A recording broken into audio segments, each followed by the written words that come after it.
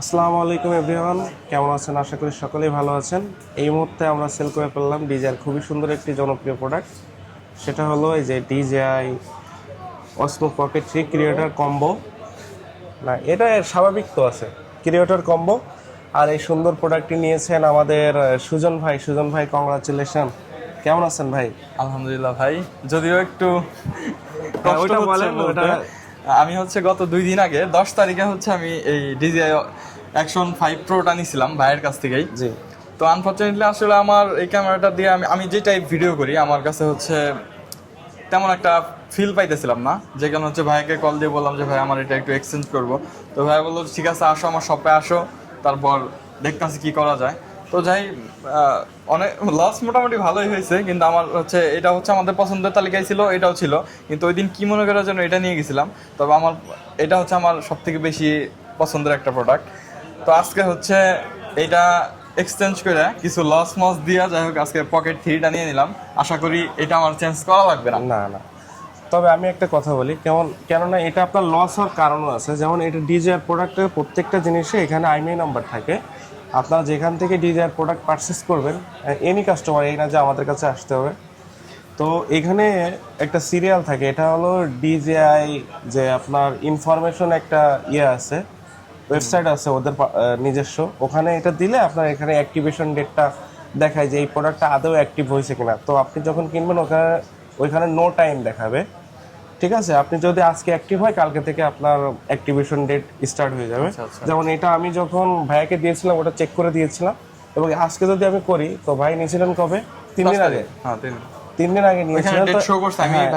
তো এখন আমরা চেক দিয়েছি, ওটাতে কিন্তু আপনার ওইটা ডেটটা শো করবে। আর এই প্রত্যেকটা প্রোডাক্টে 365 দিনের মাথায় এক বছরের অফিসিয়াল ওয়ারেন্টি থাকে, রিপ্লেস ওয়ারেন্টি থাকে। যদি কোনো ইস্যু হয় সেক্ষেত্রে কোম্পানি যদি ঠিক না করতে পারে সেক্ষেত্রে আপনাকে নতুন একটা প্রোডাক্ট প্রোভাইড করবে। এবং আপনারা যারা অ্যাকশন ভিডিও করেন বা ব্লগ করেন, যারা আপনারা এই ধরনের প্রোডাক্ট নিতে যাচ্ছেন, তারা আমাদের শোরুমে চলে আসতে পারেন। আমাদের শোরুমের ঠিকানা হলো Bashundhara City, level 1, block B, shop number হলো 2131। আমাদের শপের নাম হলো N4 ক্যামেরা স্টোর। আমরা যদি একটু সাইনবোর্ডটা দেখা যেতাম ভাই, একটু সাইনবোর্ডটা দেখা দেন। এটা হলো আমাদের শোরুমের সাইনবোর্ড। যাদের প্রয়োজন 100% অথেন্টিক প্রোডাক্ট নিতে চাইলে আমাদের শোরুম ভিজিট করতে পারেন।